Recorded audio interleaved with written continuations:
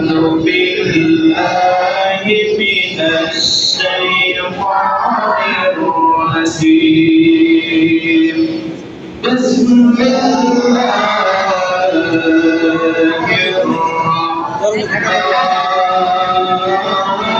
الرحيم إنما المؤمنون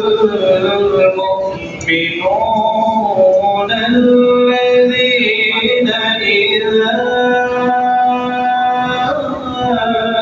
ذكر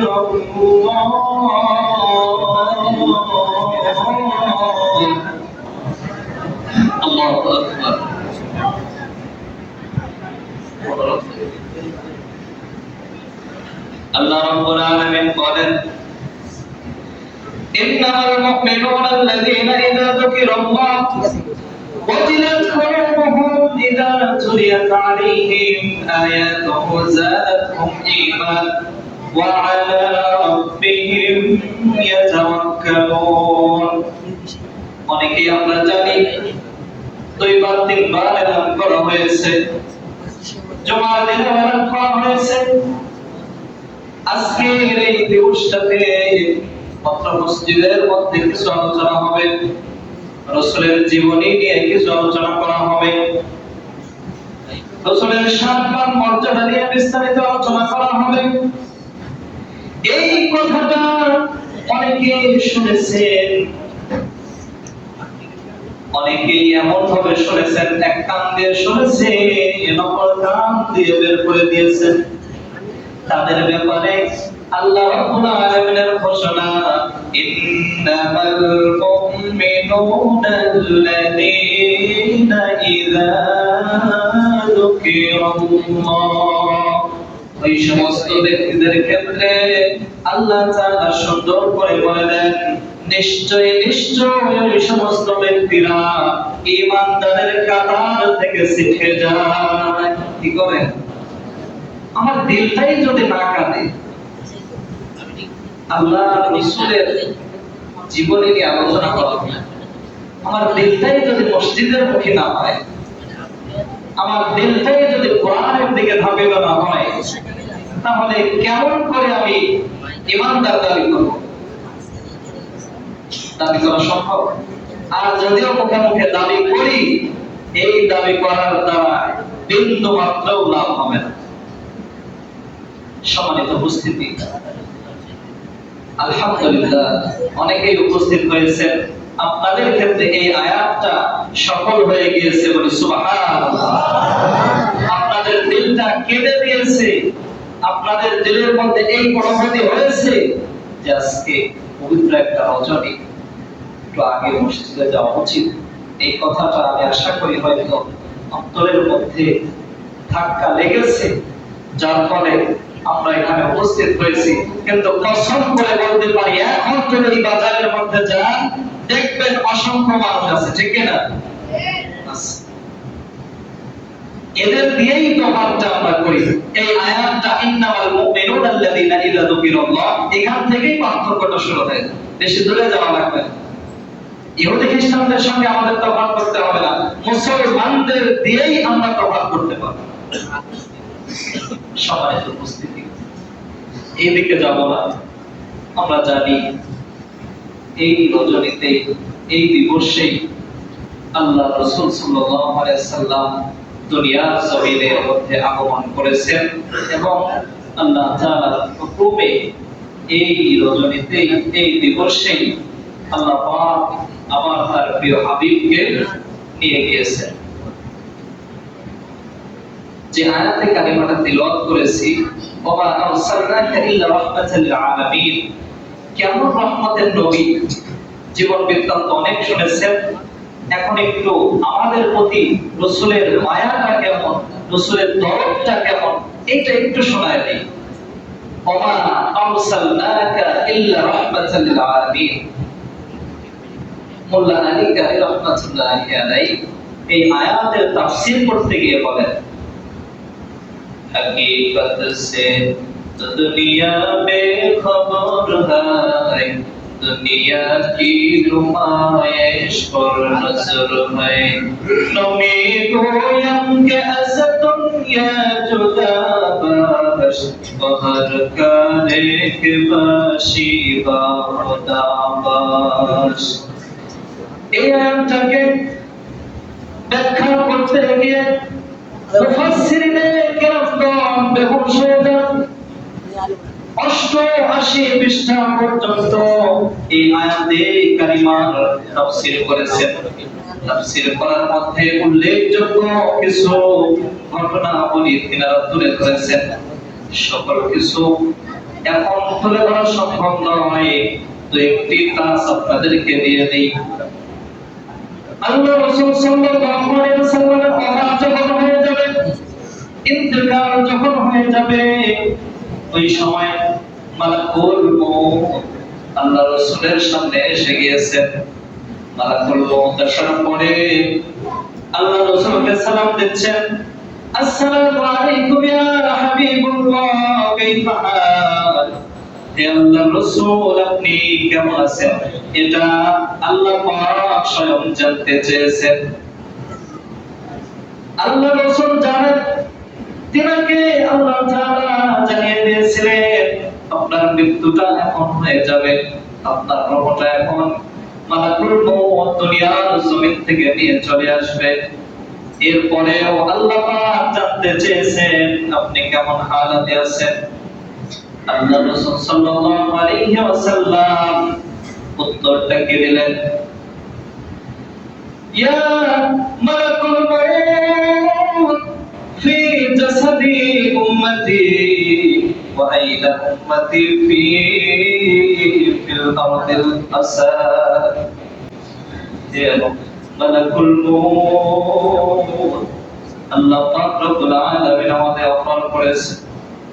আল্লাহ তাআলা প্রিয় হাবিব হওয়ার সুবাদে আল্লাহ তাআলা আমাকে এই জমিনের মধ্যে রাখতে চান না, আমার রূহটাকে, আমার দেহটাকে আল্লাহ তাআলা আরশের ডান পাশে রাখতে চান।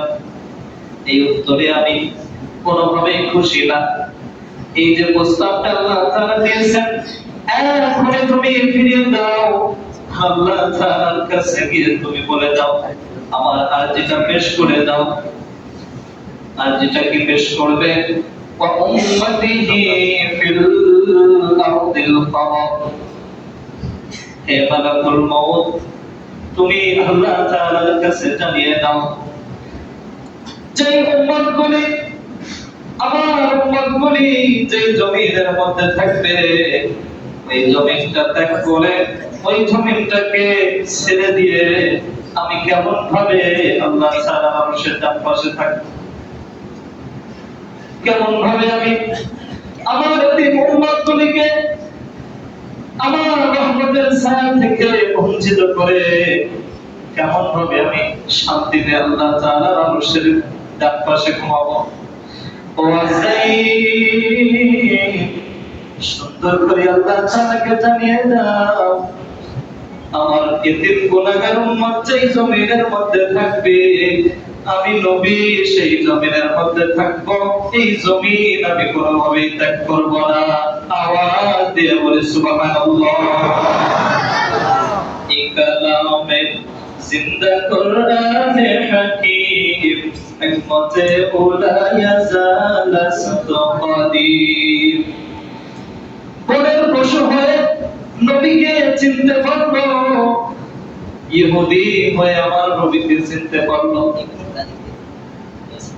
এমনকি মরা শুকনা খেজুরের গাছে রাসূলকে চিনতে পারলো। মুসলমানদের কপালটা কত খারাপ! মুসলমানদের ঘরে জন্মগ্রহণ করিয়া মুমিনদের কাতারে নাম লেখানোর পরেও আমরা সেই রাসূলকে চিনতে পারলাম না, এবং সেই রাসূলের আদর্শ আমাদের জীবনের সঙ্গে বাস্তবায়ন করতে পারলাম। অথচ সেই রাসূল আমার আপনার জন্য কত কাঁদবেন। বুখারী মুসলিমের বর্ণনা, আল্লাহ রাসূল সাল্লাল্লাহু আলাইহি ওয়াসাল্লাম যখন কিয়ামত হয়ে যাবে, কিয়ামত হওয়ার পরে সর্বপ্রথম কাউকে আল্লাহ পাক জীবিত করবেন না, সর্বপ্রথম আমার আপনার হাবিব জনাবে মুহাম্মদুর রাসূলুল্লাহ সকলে বলে সাল্লাল্লাহু আলাইহি ওয়াসাল্লাম। আর কাউকে এখনো জীবিত করেন নাই, এখনো পুনরায় আল্লাহ তাআলা তুলেন নাই। একমাত্র তিনার প্রিয় হাবিব, যেই হাবিব জমিনের মধ্যে থাকার জন্য আল্লাহ তাআলার কাছে বলেছিলেন, সেই হাবিব তিনাকে সর্বপ্রথম আল্লাহ তাআলা তুলবেন। তোলার পরে অন্য কোনো খেয়াল হবে না, দুনিয়ার কারোর কথা বলবেন না, স্ত্রীর কথা বলবেন না। প্রিয় নাতি ছিলেন হাসান হুসাইন, তার কথা বলবেন না। প্রিয় স্ত্রী ছিলেন খাদিজা রাদিয়াল্লাহু তাআলা, তিনার কথা বলবেন না। কত মায়া ছিলেন রাসূলের, একটু খেয়াল করে শুনবেন। কেমন দয়ার নবী ছিলেন আমার। সবেমাত্র কবর থেকে রাসূলকে তোলা হয়েছে, ওই রাসূল আল্লাহ তাআলার সামনে কাঁদতে কাঁদতে বেহুশ হয়ে যাবে এবং উচ্চারণ করতে থাকবে, আইনা রাব্বি ইয়া আইনা উম্মতি, আইনা উম্মতি। হে আল্লাহ, হে আমার প্রিয় হাবিব, আমার বন্ধু, আমার উম্মতগুলি কোথায়, আমার উম্মতগুলি কি হালাতে আছে, আমাকে এখন দেখিয়ে দিন। সুবহানাল্লাহ। কেমন দয়ার নবী ছিলেন। সবেমাত্র কিয়ামতের নিদর্শনগুলি থেকে উঠার পরে কোন নবীগণ, কোন আম্বিয়াগণ তিনার উম্মতের জন্য এত দুনিয়াতে থাকা অবস্থায় কাঁদেননি যতবার কেঁদেছেন আমার রাসূল সাল্লাল্লাহু আলাইহি ওয়াসাল্লাম। কিন্তু লক্ষ্য করলে দেখা যায় আমার আপনার শরীরের মধ্যে সেই রাসূলের লেবাসটা নাই। আবার আপনার পোশাক আশাক দেখলে তফাৎ করা যায় না আমরা সেই রাসূলের উম্মত কিনা। প্যারে হাজিরিন, আল্লাহ রাসূল সাল্লাল্লাহু আলাইহি ওয়াসাল্লাম বলে গিয়েছেন, সে জামানা করে যখন এমন অবস্থায় চলে আসবে যেই জামানার মধ্যে আমার সুন্নাত তো দূরের কথা, আমার সুন্নাত ছিল এমন কথাগুলি উম্মতগুলি ভুলে যাবে। কেমন ভাবে? قال النبي صلى الله عليه وسلم السياق مطهرة للفم ومرضاة للرأس। অনেক সুন্নাত আছে আমরা জানি না। এই লালপুরের ঘটনা মনে পড়ে গেল। করিমপুর থাকা অবস্থাতে একজন শ্রদ্ধেয় ব্যক্তির সঙ্গে আমার মোলাকাত হয়। মোলাকাত হওয়ার পরে আমাকে অনেকগুলো প্রশ্ন করলো, হুজুর আপনি কি তরিকত লাইনের লোক কিনা, অথবা আপনি কোন মাজারের সঙ্গে যুক্ত আছেন কিনা। আমি আশ্চর্য হয়ে গেলাম, বললাম ভাই কেন আপনি কথা বললেন?